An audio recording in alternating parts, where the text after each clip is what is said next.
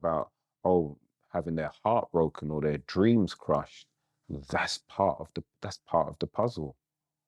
You know, you cannot grow as a human being without having certain parts of you crushed, without having certain parts of you destroyed, without having certain parts of you blocked. That's all part of the journey.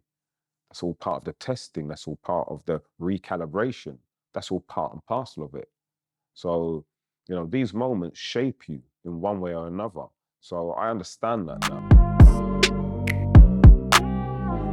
Ladies and gentlemen, welcome back to Conversations with myself, Francis Cole. Yet again, we have another exciting show ahead. My next guest is a legend. He's your comedian's favorite comedian. He's the one that your favorite comedian had to go to learn to do what they do best. Please allow me to welcome the next guest who gives back. Giving back is more important than anything else in the world.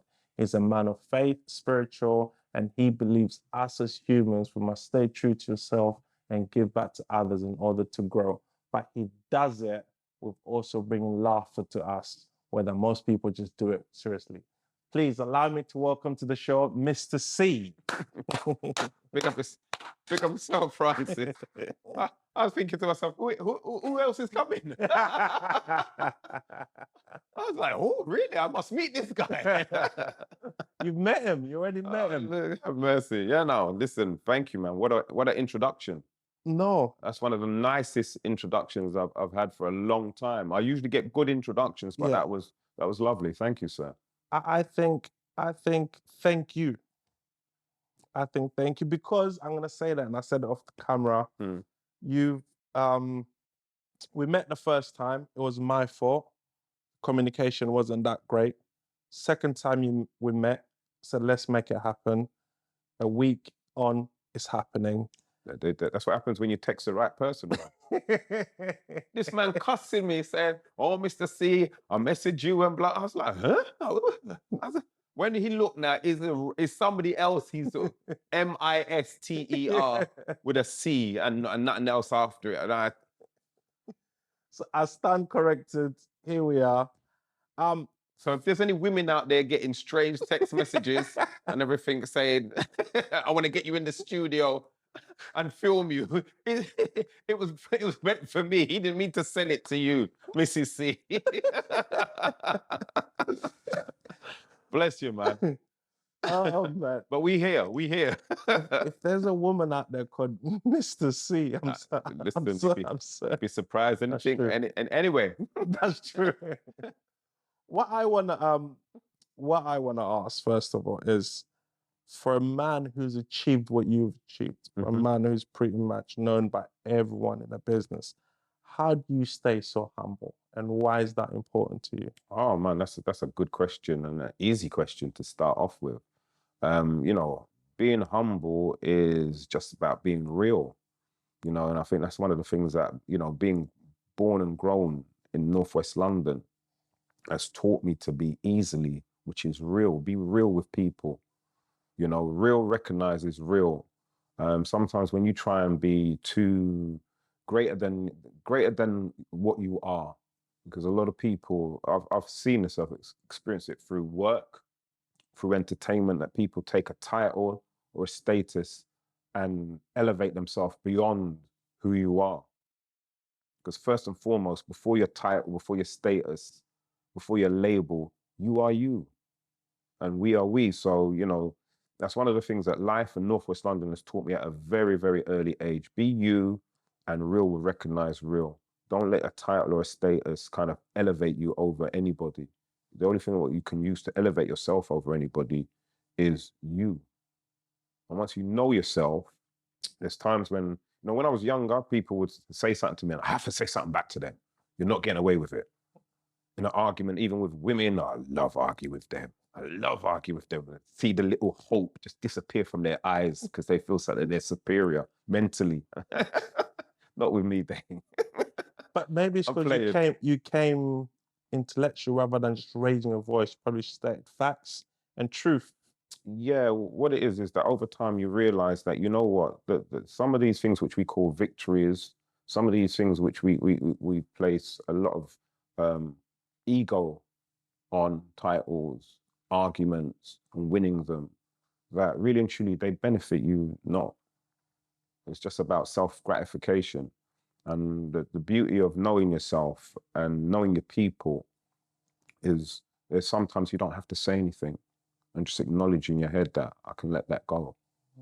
You know, and so being humble for me is really, really important because, as I said, you know, this is how Northwest London has taught me to be. This is how my parents and my ancestors have taught me to be, to understand that, you know, no matter who anybody is, they're a human being first and foremost, and deal with them from a place of humanity, and everything should be nice. Because it's very humbling to hear you say that, because especially in the days that we're in now, you get lost in the materialistic, the things that, and you've been at the top, you still are at the top. You are the man that goes in any event, you are in the back rooms where everyone's trying to be. How do you, or how can one come to realization like, you know what? Let me stay true to myself. Okay, yeah, that's that again. You got some banging questions, boy. Like it didn't happen overnight. It's a journey, you know, through many different experiences in life. You learn how to conduct yourself. You learn how to carry yourself. You know, the first part of my grounding is my parents. You know, my mother all throughout my life, my father for a very important part of my life. Just the way how they carry themselves in all situations. I never saw my mother and father raise their voice to each other or to anyone, even in anger. And there's times where, you know, on the verge of violence, my mum dealing with other people, my father dealing with one person in particular. But again, a cool demeanor. And even those people not being aware of the immediate danger that they were in. So I kind of guess it's learned by my environment, which is home first and foremost, and then through watching people who I've admired. You know, my greatest hero of all time outside of my family is Muhammad Ali. I've watched him fight his battles with charm, with wit, with supreme belief. Um, you know, being humble is something which, you know, I've learned to do. I've learned to kind of like be in a room with people of how can I put it, of wealth, people of status, of people of, you know, certain job titles. I've learned that, you know what, at the end of the day, we're all human. And if I can deal with you and show you who I am as a human, then yeah, we can get along. Do you think, as you say, you credit a lot to your parents? You think outside your parents, having grown up in Northwest, because it's not the most, or at the time, it wasn't the most pleasant area to grow up in, you know, do you think that kind of like prepares you when you go into this, the world that's not from where we from, and you say, you know what, I've had it harder, so let's just sit down and talk. Because you know it can go, you know, if it was outside, you wouldn't behave like this. Look, this is what I got to say is that, you know, growing up in Northwest London as a child, I never knew it was bad. It was wonderful. My childhood was absolutely amazing. You know, the fact, you know, this is what I credit Northwest for, because a lot of people now, they look at Northwest as being like ghetto wonderland, the same way they look at kind of Brixton, Tottenham, how they look at ends. But the beauty of Northwest is that, you know, Brent is probably the most diverse area in the whole of the UK. So when I was growing up, there was a lot of Irish around. There was a lot of course, us, Afro-Caribbean. Later on, the Asians came, then the Africans came. So we had this mixture and melting pot of all different characters and cultures. So naturally, when I started moving into the working environment, I've already got an understanding of them and how they are. So it's kind of really kind of given me a good insight of how to deal with people from different cultures from a very early age. So I'm very comfortable in that. Again, I'm brought up on watching British television. That is the biggest educational tool of how people are by watching how they are on TV. You know, that's how we learnt about the Americans through watching all of their TV programs. We know more about Americans than they obviously know about us. Because any black person who's gone to America will tell you straight away, you'll have an American come up to you and say, "What? You all got black people in London?" It's not because they're stupid. They're not educated. They're not, they weren't, all of their programs do not feature us. Whereas all of their, you know, all of their top programs we've seen, Starsky and Hutch, Charlie's Angels, not, you name it, we've seen it. But for them, like if you think about it, The Office, what did they do to The Office? They changed it with an American cast. Yeah. Steptoe and Son became Sanford and Son. They keep changing. Even Shameless, Yes. which Shameless is, yeah, they've changed it to suit themselves. So that's how a lot of Americans are miseducated and kept with a very insular mindset of how the world is. They've no idea. A lot of them have never been out of their state. A lot of them don't have passports. But in the UK, London, especially ends, we have a very good understanding of people and the world through the way how, you know, we've experienced it through TV and also from just watching them. It's interesting you said that you've watched a lot of British television and you know how people are, because I remember growing up, it wasn't cool to watch British television. Okay. Because we had to watch, well, we had to watch American programs because it's just something you're going to talk about when you're in school. Whereas when it came to British, the only ones I can remember watching was EastEnders. Okay. And that's because I had no choice. I'm in the living room with mum and dad are watching it. Yeah. I just have to sit there And take it in and wait till they go bed, then find whatever there is to find. And the internet wasn't so popular back then. Come on now. It wasn't non-existent. Come on now. So I think well, with British television is coming a long way now. I mean, British entertainment as a package 100% is thriving. If we can go back to you, what age and what was the turning point? You said, you know what, I'm gonna try this comedian thing. Oh man. Well, look, I'll say this: like comedy is one of my best friends. So I've been funny from day dot, and again because of my mother was always telling me jokes. Like some of the jokes, or now I don't know how the joke ends because she get to the middle and she start laughing. And the man say, and she cry with laughter, and I never got to hear the end of the joke. Like my dad was very good with jokes and everything, and like pranks and stuff as well. So him and my mum would always be doing little pranks and stuff, a little stupidness. So I grew up in that kind of thing, and like everybody in my family is funny. Everybody can run joke, everybody can take joke. And you know, even like when people have got partners, there's been one or two partners who didn't make it because they came in with their you know, too tight. Not even too tight. They felt like they can run joke, but they couldn't take joke. And in our family, you got to be able to do both equally well in order to survive. So I've been funny throughout, you know, my childhood. So I don't question being funny. It's something which has been repetitively said to me throughout the whole of my life, the whole of the journey of my life. Oh my God, you're funny. Even when I've gone into working environments, it used to always puzzle me at first where, you know, if I took a day off or if I was sick or whatever, when I came back to work, the Caucasian people I was working with, oh my God, Shay, I'm so glad you're back, mate. Your fish is not the same without you, mate. Oh, good. You know, it was boring when you weren't here, Shay. They made me feel guilty for even taking holidays. I was like, I'm sorry, man. But, you know. But is that because you was true to yourself from a young age? So you didn't feel no pressure to be someone who you weren't? No, there was always pressure to be somebody who you're not, really and truly. Early on in life, it's You know, it's one of our sins as Black people that, you know, I call Black people the Borg of the earth. The Borg of the earth. Yeah, those of you who watch Star Trek would understand what I'm talking about. The Yes. Borg assimilate Yep.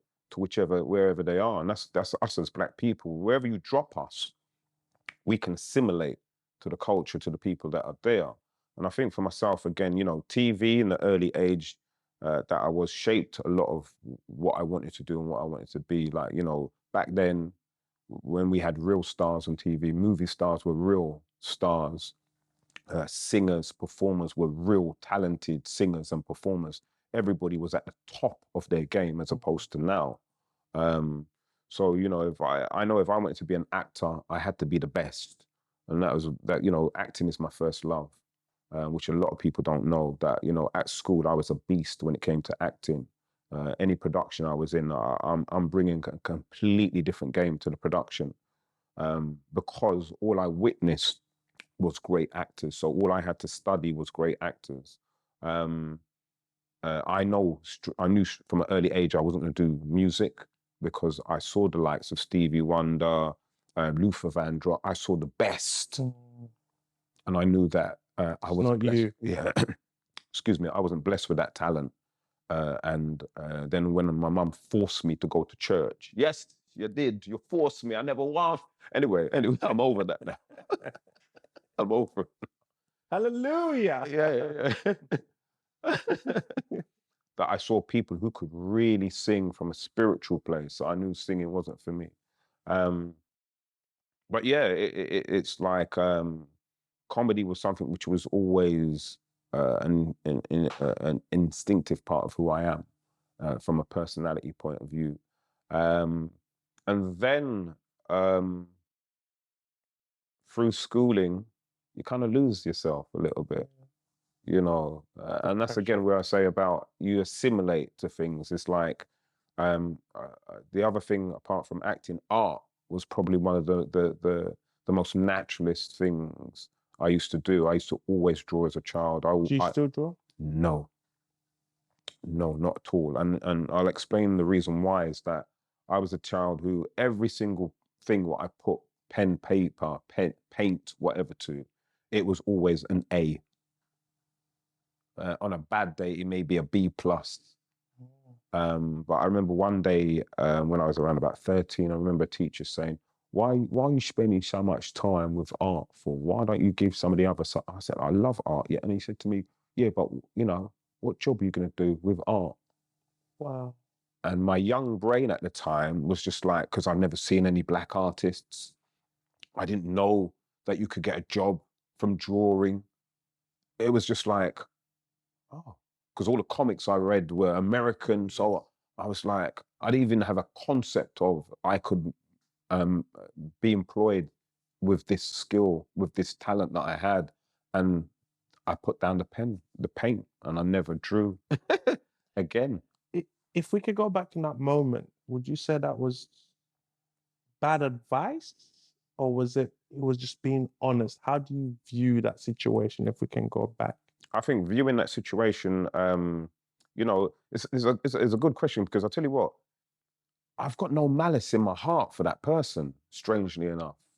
The fact that what you said to me robbed me from something that I loved, that something that you said to a child who looks as adults as having all the knowledge and all the wisdom, and that you've robbed me of my joy. There's no malice in my heart from that situation. But what it's taught me is that, you know, what you say to yourself is really important. What you love is really important, that even though you cannot earn money from it, that shouldn't stop you from pursuing what you love and carrying on what you love. And in a way, I kind of found other ways to draw. So when I was bored at church, I would draw people in a funny way and everything. When bullies at school used to teach, I used to draw pictures of them and everything. That was my way of like, oh, yeah, watch, I see what I'm gonna do with your lips. You know what I mean? And I turn their lips into the front bumper of a Range Rover or something or whatever. So that's how I kind of used it. But, you know, for me, it was part of my journey as regards to not allowing anybody's thoughts or views shape my future. Because could we say you've gone full circle now? Because you teach now, you mentor. Yeah, yeah. Because what I'm taking from that encounter you had with that teacher, although he gave his best advice and to the point where there was some truth in it, because it made you think, I ain't seen no one done this. He shut you off, he shut your dreams off, shut your hopes. Beautifully, you had strong parents back home that you could carry on your other talents, where most people would crumble there and then. Yeah. I think, you know, look, this is what I say, that crumbling is part of life. You know, it's taken me a journey to understand all the little pieces to the puzzle. But now I see all the pieces to the puzzle and I understand the puzzle. I understand that, you know, when people talk about, oh, having their heart broken or their dreams crushed, that's part of the puzzle. You know, you cannot grow as a human being without having certain parts of you crushed, without having certain parts of you destroyed, without having certain parts of you blocked. That's all part of the journey. That's all part of the testing. That's all part of the recalibration. That's all part and parcel of it. So, you know, these moments shape you in one way or another.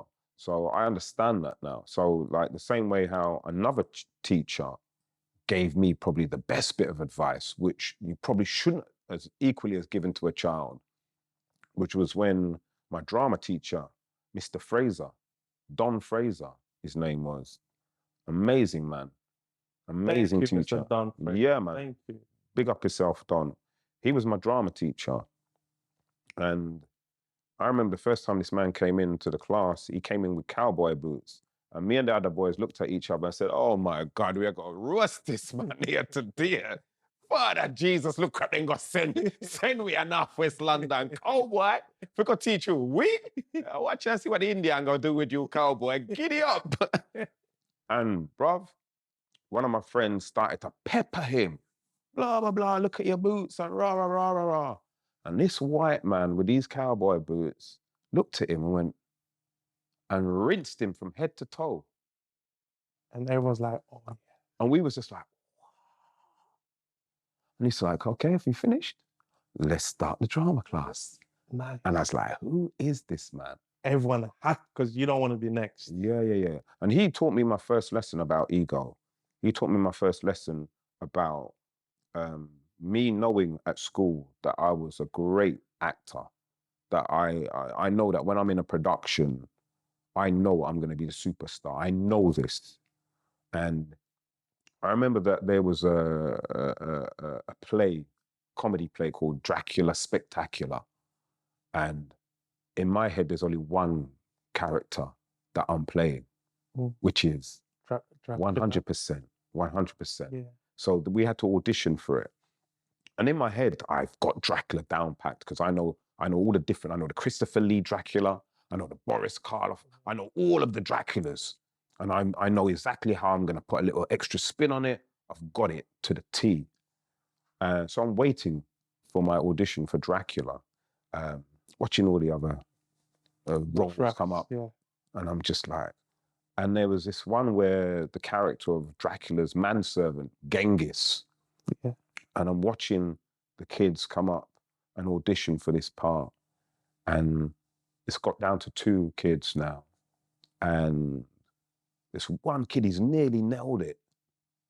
And he's just getting 1 or 2 little bits wrong. And they're trying to coach him through it. And I stand up and I said, no, man, this is how you're supposed to do it. And I do Genghis. Proper. And Don looks at me and says, we found our Genghis. And I was like, no, man never come here to do Genghis, blood. Dracula. Man's come here to do Dracula. I've got the fangs in my pocket and everything, bro. I already know which gal, I already know which fit gal I'm gonna bite with these teeth and everything. Are you mad? I'm not a Genghis type, but I'm Dracula. And he was like, no. And then he took me to one side and he said to me, look, what you got to understand, sometimes you don't have to have the starring role in order to be the star. He goes, you know, you could do Dracula easily. I know this, but this part here is this is the one for you. And in that moment, he kind of taught me how I don't always have to be the big star, that I can take a supporting role and shine just as brightly. And I killed it, bruv. I absolutely killed it doing Genghis. And it was the right part for me because it allowed me to show all my comical traits and everything, being the understudy. Um, and yeah, that was something which, I got people who are grown men still telling me about, oh, I remember when you did Genghis, when you did Dracula's manservant, bruv. That's still one of the funniest things I've ever seen. And so he taught me certain little bits and pieces, but the nugget that he gave me was this about teachers and teaching, which all put it into a child's head, made it make sense. Because I know a lot of people experience this, that there was teachers who you just hated and teachers who just hated you. But in our brain, as children, they're there to help us. Yes. Why do you hate us? Why do you not like us? Why are you so miserable when you're in the class? But this other teacher's full of joy. Yes. And our little brains can't understand it. And even our parents' brain can't understand it. And he said to me, see, he goes, there's two types of teachers, those who love teaching, those who want to, and you know who they are. I said, yeah, Mr. Carlin, you, Mr. Richardson, blah, blah, blah. He said, yeah. And he goes, the other teachers, he said, who are they? And I said, I don't even know why they're here. And he said, I'll tell you who they are. They're failures. They're the ones who went to university to become something, but didn't make the grades. They're the ones who now have got these so-called qualifications, but not good enough to do what they want to do. And they say, what else can I do? And they've become teachers by default. They're not here because they want to be here. They're here because it's a job. And most of them, sadly, because they've got the authority over students, it makes them feel empowered. The status. Yeah. The status and the title gets to their head. But again, even back then, what we've got to understand is that, because my mind is starting to shift of how I think about Caucasian people, even racist to a certain degree, but the general population of decent Caucasian people, my mindset is starting to change as regards to them and their experience, because it's something which is never spoken about or thought about.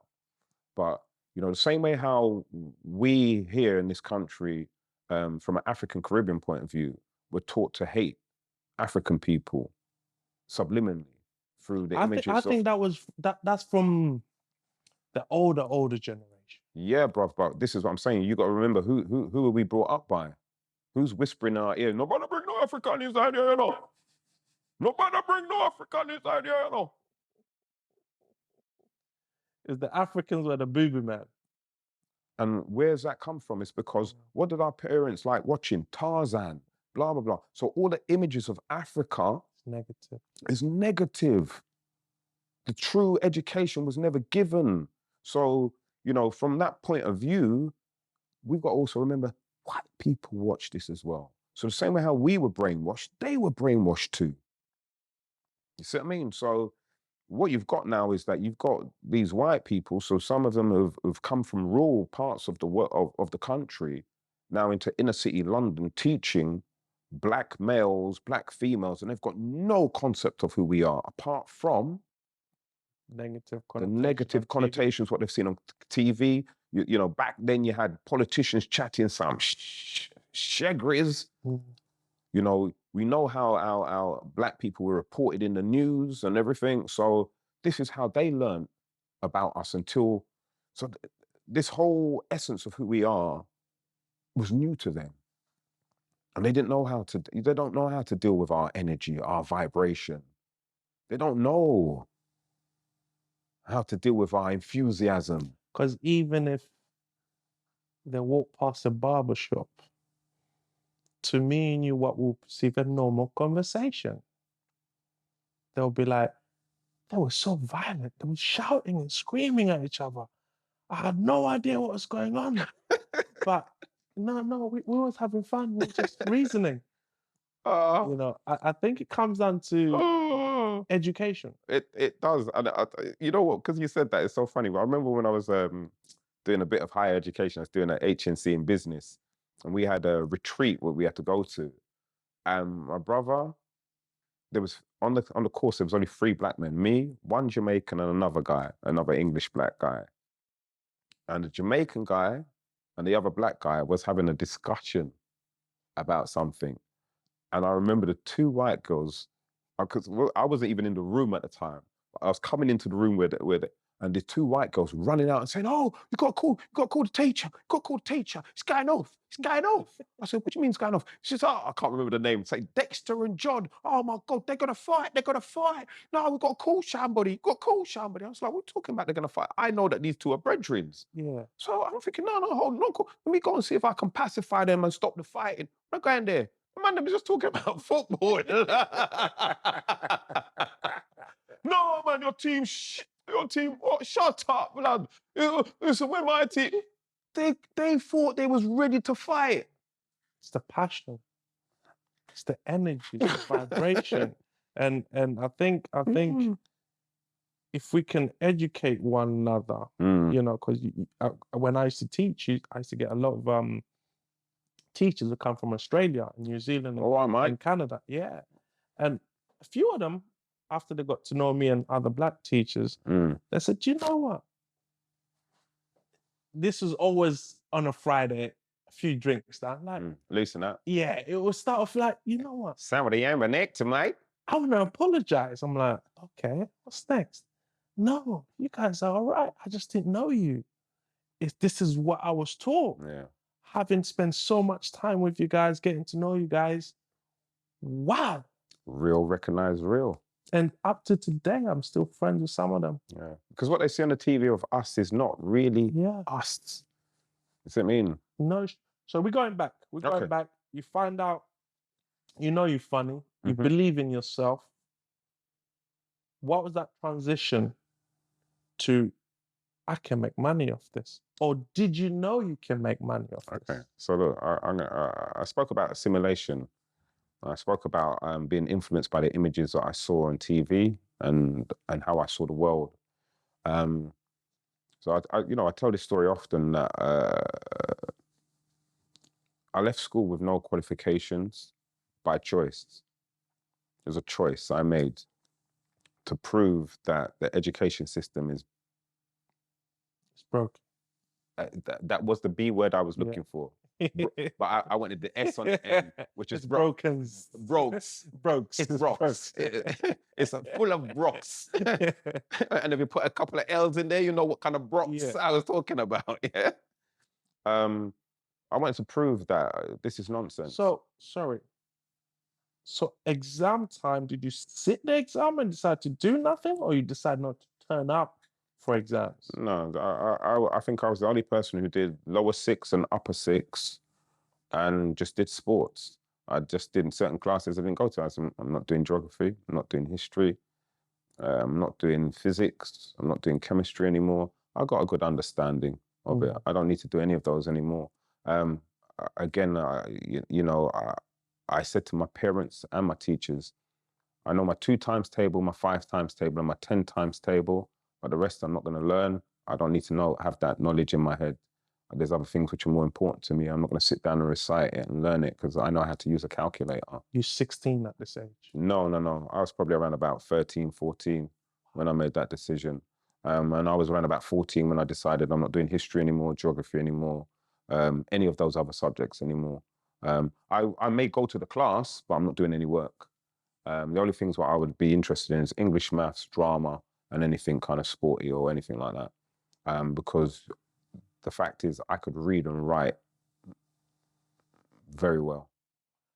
How did your parents take that news? A very, very good question. So my mother stopped going to school when she was probably around about 12 or 13 because she had other siblings to take care of. So my mum became very, very much an adult at a very early age. However, she didn't finish her education.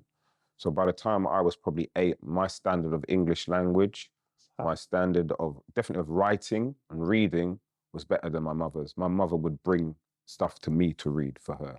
What this letter say here? What this mean? So what this word here again? So my mother was, so I knew that I had that advantage over my mother. My father, on the other hand, was, you know, his standard of education was very good. He had beautiful handwriting as opposed to my mother. Beautiful handwriting. I loved my father's handwriting, but again, there was one or two little faults with it.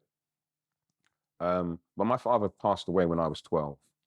So from that 13, 14-year-old who knew that academically I'm brighter than my mother on so many different levels, and I'm as good as some of the other decent children in the class. But I knew that I had a plan already, which was I can articulate myself very well, and I really have a really good command of EQ, which is emotional intelligence. I've got a good way with people, and I know that's going to do me okay.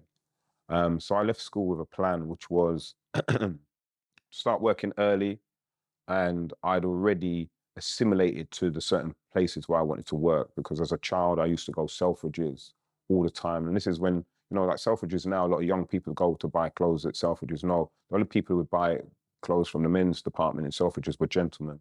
Well, It was at the time where you couldn't even go in there if you had jeans or trainers. well, no, you could always go in there with jeans and unless if you got a certain amount of. Yeah, but there was a certain kudos to going to Selfridges, especially the men's department. There's nothing, you wouldn't find any of that designer casual stuff that they do now. It was top end. It was Yves Saint Laurent. It was, you know, it was that top end of fashion. And I used to love going there. Even like the children's, the electronics department, I used to go and look at all and play with all the games that my parents would never buy me. I used to flick the Argos book. No, man. If you went Selfridges, you could actually play with the games, and it was like an arcade, but it was free. So I kind of decided that I'm going to work for name brand companies, Selfridges, Harrods, British Gas.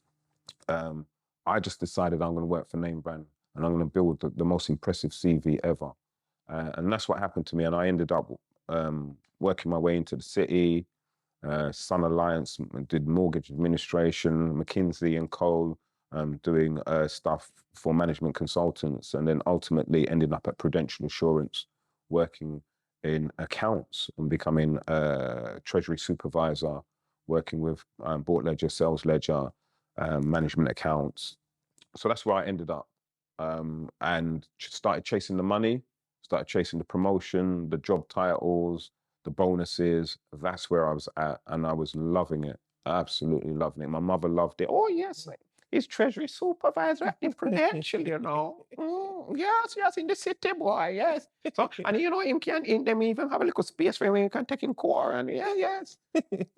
And so it was lovely, man. It was absolutely lovely. I was doing the dream, like the building that I was in, of say, you know, 5 floors, 250 people, 300 people. I was the only black man. I was the first black man, I should say, who was in there, who wasn't security, catering, or cleaning. Wow. So I'm used to having white people look at me and think, who's this geezer? Who the heck is he? Your accents are spot on. Well, you know, I've lived a life, man. I've studied them for a very long time, you know. It's powerful, and I think what you said, please, people, whatever happens, don't lose the key word. He had a plan. Yeah, definitely. You know, he just didn't drop out for the sake of dropping out. No. He had a plan. Yeah, very much so. So even like when my interview to get the job as a temp for Prudential, I had a long black trench coat, pinstripe suit, double-breasted, and I used to have a trilby hat. So this is how I went in for the interview. Yeah. So when I took off the coat and just immaculate. They were like, who's this guy? Yeah. Burgundy tie, silk tie, burgundy silk handkerchief. Yeah, in the pocket. Yeah, bruv. Yeah, because I know what they value. I know what they see as stardom. and how people, and even like, I remember one time my manager came up to me and he said to me, "See," he said, "I don't get it." I said, what do you mean, Richard?" He said, "I know how much you earn, but I see the way you dress and the way you carry yourself, and I don't understand how you do it." And I said, "Yeah, that's good." Keep guessing. Yeah, bro. I need to step my game up, ladies and gentlemen. Yeah, bro. And it's so important to understand that how people perceive you and how you perceive yourself can open doors for you, which should be really closed. And I think the key into that is you have to perceive yourself at the highest level first. You have to Then be you can aware. project that. Yeah, you have to be aware of how people perceive you, good and bad. Yeah. You have to take that. You have to take all of that on board. So, you know, again, I realized at an early age when I said I'm not doing no labor work, no manual work, which is what they was forcing me to try and do.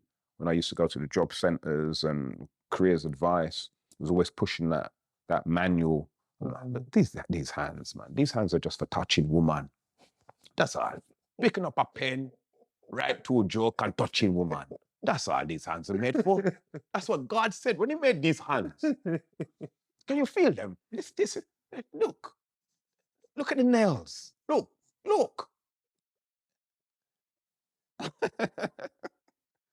So I knew I had plans, my bros. But every time the devil tried to throw up obstacles. So like when I started doing the temping stuff, because to me that was the easiest way to get into an office, was to do the temporary work.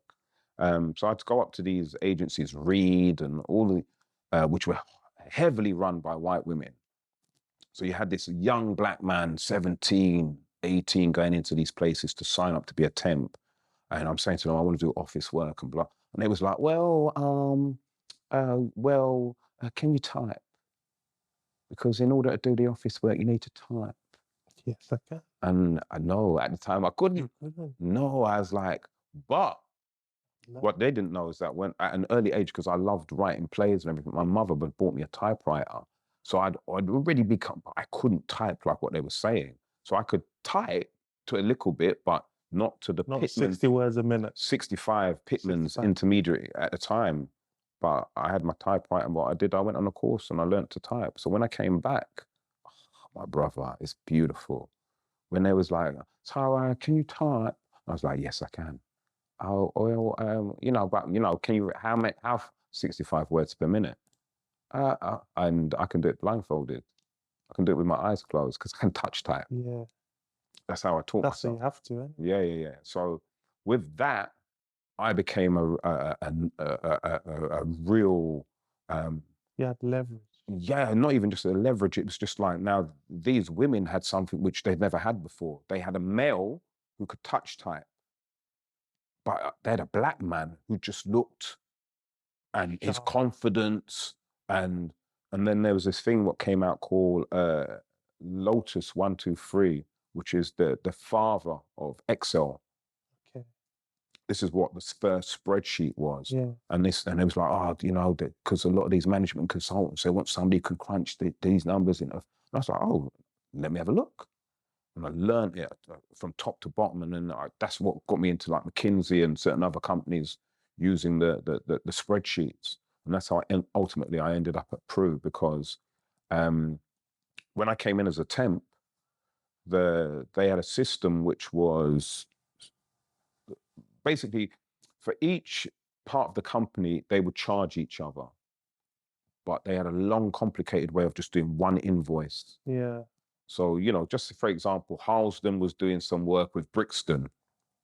So every patty shop in Brixton had to send an invoice to every patty shop in Harlesden.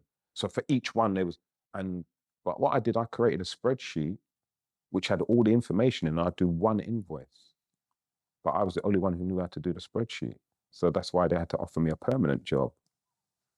And when they offered me the permanent job, because I knew I was the only one who could do this, that's when we started negotiating money.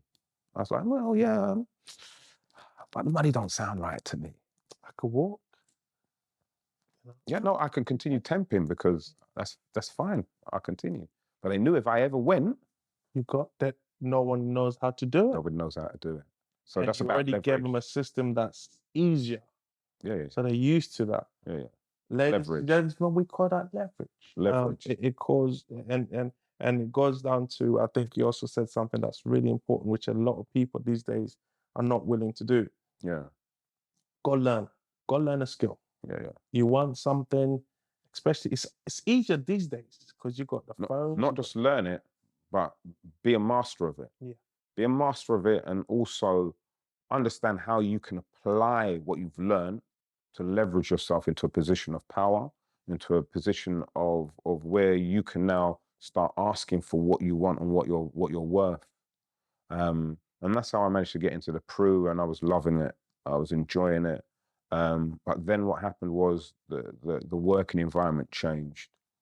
So we went from a company of having 2 bonuses a year, 3.5 and 5.5% of your average of your salary, which was given to you every year in April and October, November. Non-redundancy policy, Okay. perks galore. I can't even explain to you. The first time I was sick at my workplace, I was like, you know, I got to go home, and my stomach don't feel. I feel a bit. I'm just going to go in and I'll probably see my doctor. And they was like, oh, well, if you need to see a doctor, just go to the 4th floor. Oh, I was like, what? okay. Go to the 4th floor. Yeah, occupational health. And I went up to the 4th floor, and the whole 4th floor is like a hospital. It's like they've got doctors and nurses there. I was like, Jesus, thank you. I couldn't believe it, bruv. Wow. So that's how the company was. And overnight, you know, the world changed. You know, people was being made to reapply for their jobs. I reapplied for my job, didn't get it. Whole heap of, and hanging the redundancy carrot over my head. And then I got to a stage where I went to the Caribbean, and I loved the fact that I saw doctors, lawyers. I say it in comedy: doctors, lawyers, politicians, business owners, the same color, the same hue as me. Everything. It's inspiring. And beyond bruv, belief. as I said, it uplifted me from that label of an ethnic minority, all the other negative connotations that this country has just been feeding me from since I was a child. And I realized that for the first time, I'm a black man who comes from somewhere, who is someone. And I'm never going to come back and be who you want me to be. I'm going to be who I am. So what happened was, through that whole process of redundancy and everything, and then threatening, you know, you won't get your redundancy package if you don't toe the line. And I just thought, bun you lot, man. I'm going to be who I am. And I just started standing up for myself for the first time in a working environment where I was always how can I put it? I was always confident, but I always felt subservient to the title.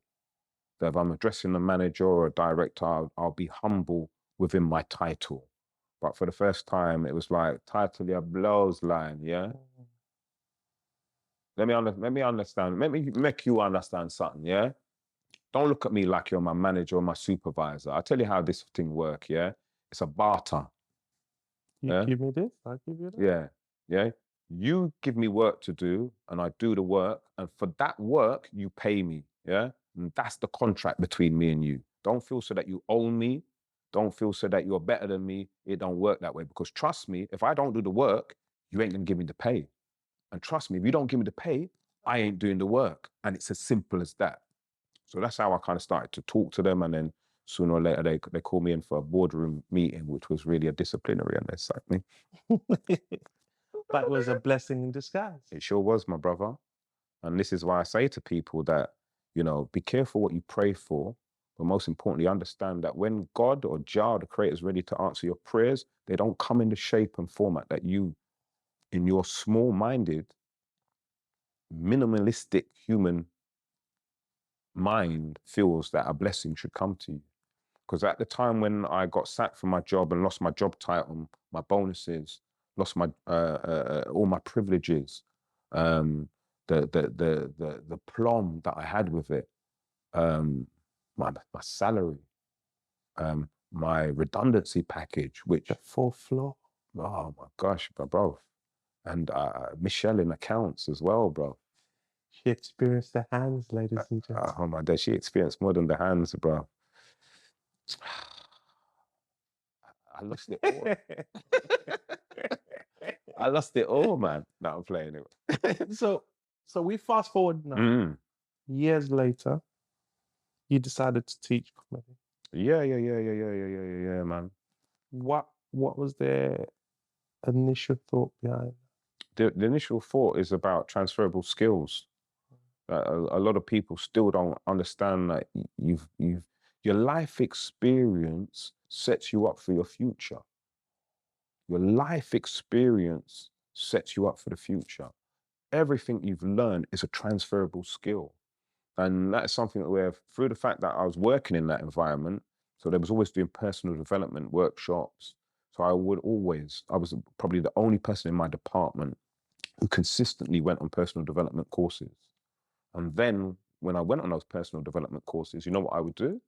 I would, in the next monthly meeting, present what I learned in those presentations, because that was part of the package, what I did with my manager. All right, if I put you on this one, see, are you going to share some of the knowledge what you've picked up? No problem, Richard. Put me on that. Yeah. So that's what I did.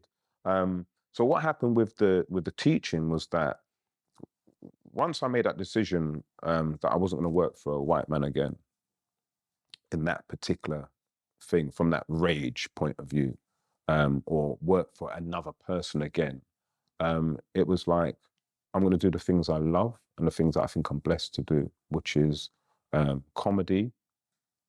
And I've always loved teaching, or in showing people knowledge through the whole thing, without going on courses and sharing the knowledge.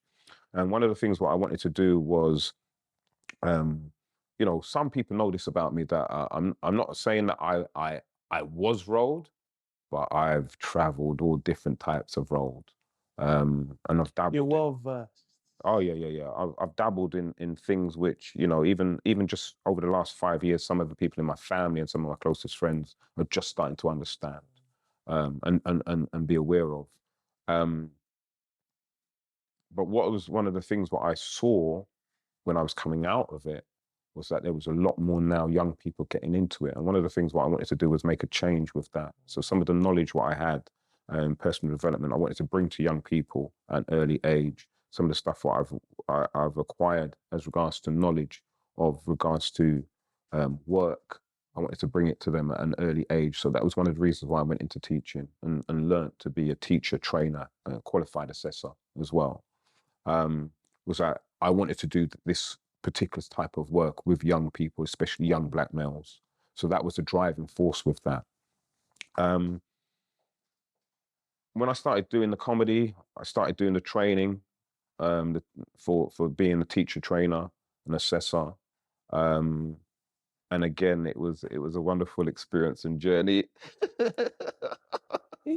You're a beautiful person. Bless you, kid. You're a beautiful person. You've lived it, you've seen it, it's still happening. You've been at the top, you've been probably at the lowest, back up at the top. You're at the top now. What advice would you give? Okay, like advice to young people or anyone. The advice is this: is that where I sit now in life is that there's two driving forces for me. One is about spirituality, understanding that we come from a wonderful creator who's made us in his own image. Therefore, if we look at what he has done and what he has created, we'll see patterns of how we should be and what we need to do. The other thing is comedy has shown me patterns of things which is the truth as opposed to what we think is the truth.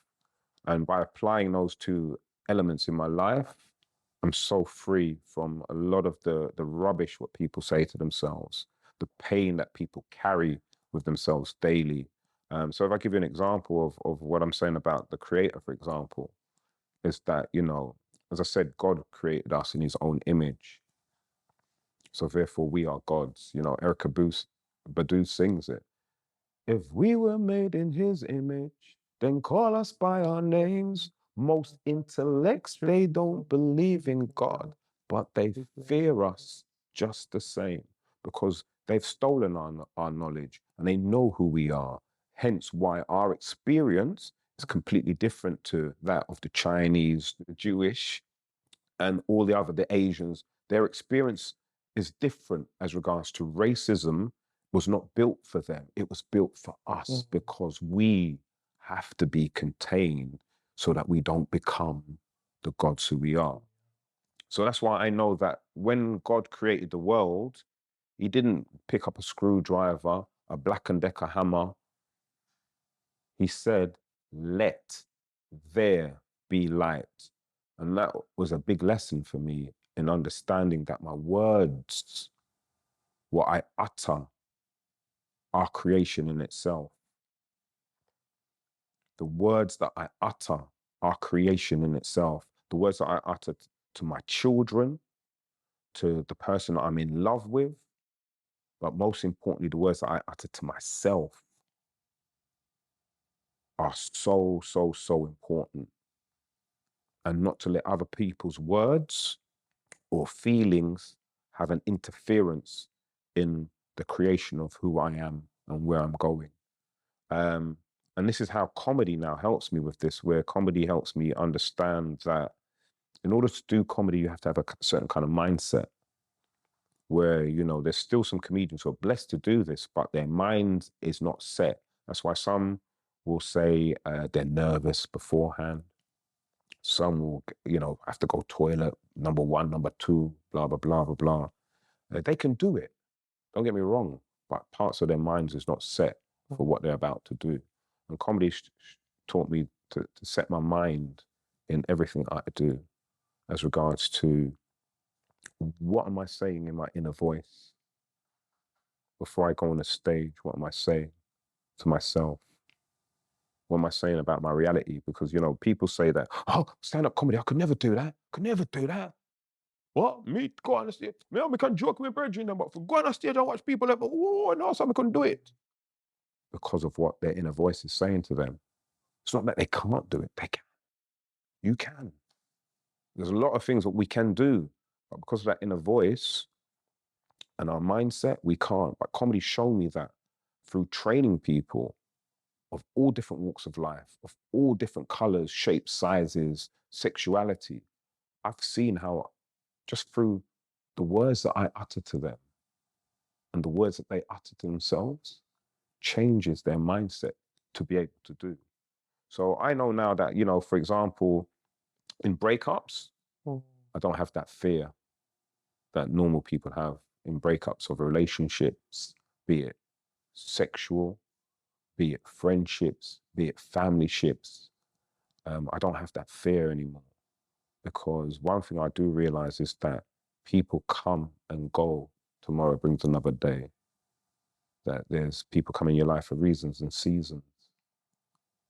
And that everything that you've experienced is for a reason. So everything in comedy, how I teach it, is that if you get up on a stage and you run a joke, only one thing happens. People say two things happen. No, it could go good or it could go bad. No, only one thing happens in comedy and only one thing happens in real life, which is when you go up and you do a joke, if it's good, you get laughter. If it's bad, you get something else. But they're both one of the same thing, which is feedback. Reaction, yeah. Feedback. And everything we do in life, we get feedback from. But we've been conditioned through European thinking to value good and bad in feedback. Good, we'll take it all day long. Oh, yes, you look like Denzel Washington. Oh, really? Oh, thank you, man. Thank you. Oh, you look like the man from the Halifax. Who? Me? You can't do you? Huh? You see what I mean? Yeah. But comedy's taught me that I can use the negative, bruv. And the thing what I was thinking, when the girl said to me, I look like the Halifax man, I was vexed for, I want to slap her in her face and box the drink that I bought for her and her friends out of her hand. But I've learned I can use this and break ice. And it's not negative. It's not negative, it's just feedback, bro. Yeah. And once you can accept how the world sees you and how you see yourself and use that information, you can navigate through it so much more easier and with less pain. And that's why, you know, I'm free in my thinking, and I'm free in how I experience pain. You know, the other narratives I give myself when it comes to pain, relationships, whatever it is, death. How long do I want to be upset for? You know, a lot of people have never said to themselves, how long do you want to grieve for? You know, I'm starting to challenge, especially Caribbean people, African people now. How long do you want to be upset? How do you grieve? You know, because I see a lot of people who've experienced, you know, my one exception is that the pain that somebody experiences through losing a child. That I can't fathom. However, the loss of a parent or parents, I can fathom. I've seen it, I've watched it, I've studied it in our culture. And what I've realized is that when I was grieving for my mother, which is completely different from how I grieve for my father, by the way, but how I grieve for my mother and how I got through it was that something went off in my head where it was like, you know, how did mum speak about her mum and her dad in their passing? And Francis, I sat down and I thought, for a little while, and I thought, I've never seen my mum grieve over her mother or her father. I've never seen her being sad in her talking about her mother or her father. I never saw my father be sad in the expression of the passing of his mother or father. And when I started looking at other senior Caribbean, African people, I never saw it or witnessed it either. And I'm thinking, so how comes we're doing it? And that's because we've assimilated like the Borg into Western society culture and forgot spiritually about what passing is and celebrating the life of people that, you know, if you grieve, they're always dead. Yeah. If you grieve, they're always dead. If you celebrate their life, their spirit lives within you. And you're a happier person. But it's about mindsets. And it goes back to your saying, how long do you want to grieve for? Yeah. Before you and now, you have to say, you know what? You know, I write. I like to write other than jokes. I like to express myself. A lot of it I keep kind of private and stuff. And every now and then one lucky person I may get to share with. But I remember the first anniversary of my mum's passing. I wrote a piece. I can't remember all of it from memory, but there was a bit in there. What I wrote was that I said, today I choose not to cry when I think of you on this day. And the reason why I choose not to cry is because I choose to think about the good times. I choose to think about all the positive things you taught me, all the things that you did for me, and that makes me smile. And I said, even though my heart is broken into a million pieces, your love glues each piece back together again, and my heart beats stronger. Words to that kind of effect. So it's very important about the words, what we use, and the words what we say, and the words what we create to experience what we're experiencing in this life form and shape are greater than anything else we can borrow from Facebook or Instagram, of other people's, other cultures' experiences of how they grieve. We have to start understanding that as gods, made in the image of God, how God created, we too must create. And, you know, for us as Black people going forward, what can we do to better ourselves is, number one, understand that all skills are transferable. But most importantly, that we have to now start creating our own narratives, our own commandments as regards to how we're going to move forward as people. Because there's been a moment which is open for us, which is spiritual. There's a realm where we're starting to see a shift of stuff for us as people of color, Black people, the original people, that if we don't really start putting down what we're going to do and how we're going to do it instead of waiting for somebody else to do something for us. When are they going to stop treating us like this? When are we going to be gods and create? So, there's some beautiful things. Planet of the Apes is one of my favorite films because I love the narrative, ape don't kill ape. I'm waiting for the moment when black people recognize this and we start saying to our children, black don't kill black. There's no such thing as black on black crime. What we have in abundance is what Tamika Epson coined this phrase, black on black love. Wow. But I love comedy though. I was just about to say, you sure you're a comedian? Yeah, bro. Wow. Thank you. No. Thank you, man. Thank you. Wow. I don't even. Yeah. Now, Francis, I got to say, man, is that I really appreciate what you're doing. I've seen some of your conversations, and I love the fact that you've created this platform where people get to see a window into who we are as real people. Because sometimes, on a stage, there's a perception of who I am, Yeah. Mr. C.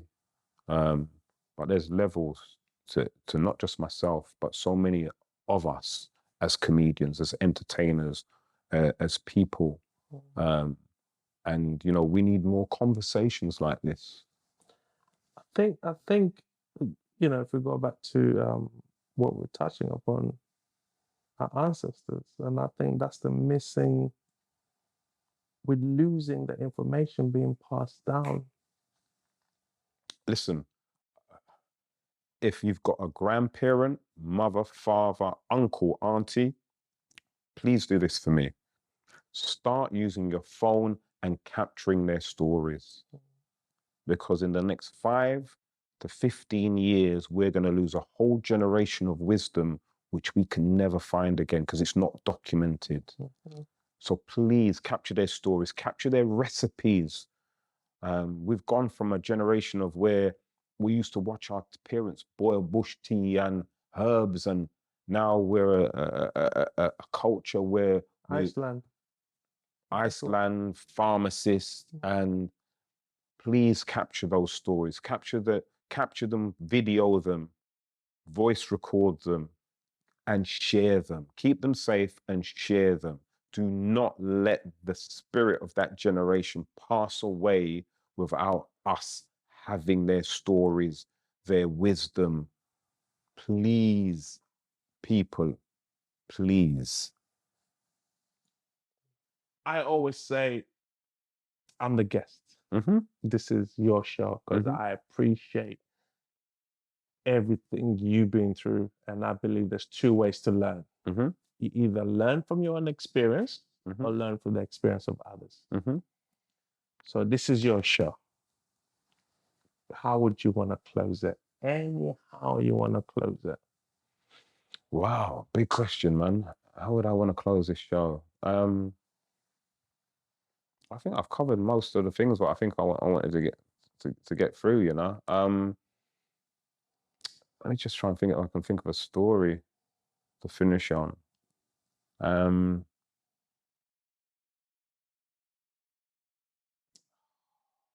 So many stories in my head, so many examples and everything, man.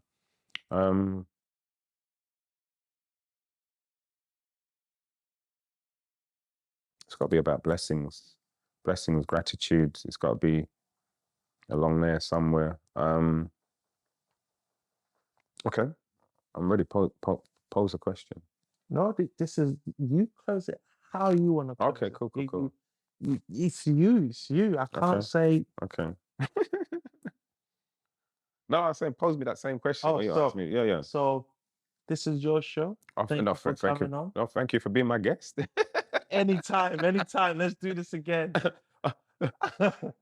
How are we closing the show, Mr. C? I think the way we're closing the show is, you know what? It's about blessings.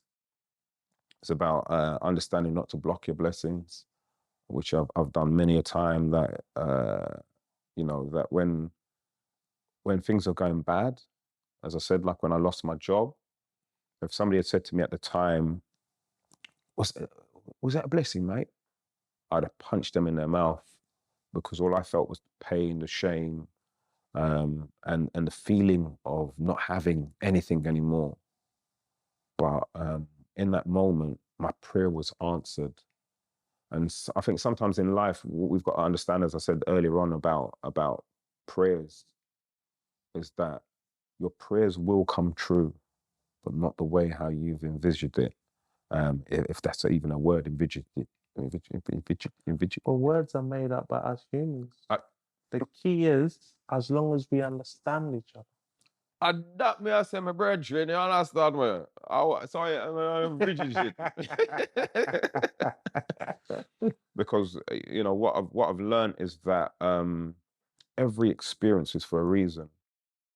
Every experience is for a reason, and that moment and those experiences were what I was needed for me to be able to tell my story and be on my journey. Because all of the pain from the work, the sacking, and everything became material. It became jokes, which those jokes turned into cash. The whole thing of me working in an accounts department, when I started becoming a teacher in adult education, I started teaching computerized accounts. And this is the guy who told his teachers that he only knows his 2, his 5, and his 10 times table. And all the stuff what I learned about business helped me to set up my business, my social enterprise, entertainments in comedy. And I applied that business logic to everything in comedy. So from my very first show that I put on, I'm earning money as a host, but yet I'm bringing that business ethics that I've learned. So when I negotiate with the club that I want 25% of the bar when we go over a certain percentage and you're going to pay the headliner. So I'm earning money from day one in comedy because of my mindset. So now that I'm doing comedy and I'm a qualified teacher, trainer, when somebody says, oh, hear what, see, I'm supposed to be teaching these young kids creative art, and I've now been able to use that skill as a teacher and trainer and assessor in comedy and delivering that. So everything in my life experience, and then, you know, all the stuff, the time on the road and all the badness. Now, when I'm doing stuff with the young children, I'm bringing all of that life experience with that, because I know how it operates. I know how it works. So what I'm saying to people is this: understand that all the pain in your past, all the pain in your life is there for a reason. Learn the lessons and bring it forward. Bring it forward. Leave the pain in the past and step into that moment of understanding that this is a blessing, even like in relationships. I've had a few relationships where I found out that the person I was with had an indiscretion, and the pain, the hurt, the shame, the rage that I felt was because all of that is learnt behavior through how we see TV programs and films. But what I've learned through comedy and what comedy showed me in moments of pain, that these things are blessings. So even though you feel hurt when your partner cheats on you, and you feel hurt when you find out that them a dirty bungle, he's a runaround man, you feel the hurt, but understand it's a blessing that the universe is saying to you, you need to know this moment because we got something better for you. So let's bless you with this moment of truth, of understanding, of seeing the whole picture and removing you from this situation so that we can empty the space of bomba, romba, scrumba-ness and leave it empty for the goodness to come in, like how comedy came into my life. I've noticed in every serious situation, every serious moment, every serious journey you've taken us on, just at the very end, you put light to it in a joke too. Yeah, man. Come on, because that's the yin and the yang of me. That's not easy. Yeah. It is To you, to everybody. ladies and gentlemen, there you have it. Please be true to yourself, know who you are, know what you want, but most importantly, have a plan. If a man can leave school from the age of 13 and decide, I am not getting any standard GCSEs as required to become a better person that society will deem me to be, he had a plan. We fast forward him to today, he's given back more than any other teacher has given back to his community. He's teaching others to be men. But more importantly, he knows himself. He understands everything has a purpose. If a man can truly learn from the loss of his mother that there's light and vibration that will live on forever, imagine what you can do understanding and learning from him. Till next time, ladies and gentlemen, love, peace, and happiness. Thank you. Live, love, laugh. Mr. C. Mr. C. Thank Bless, you, man. sir. Thank Francis, you, man. sir. Wow. Wow.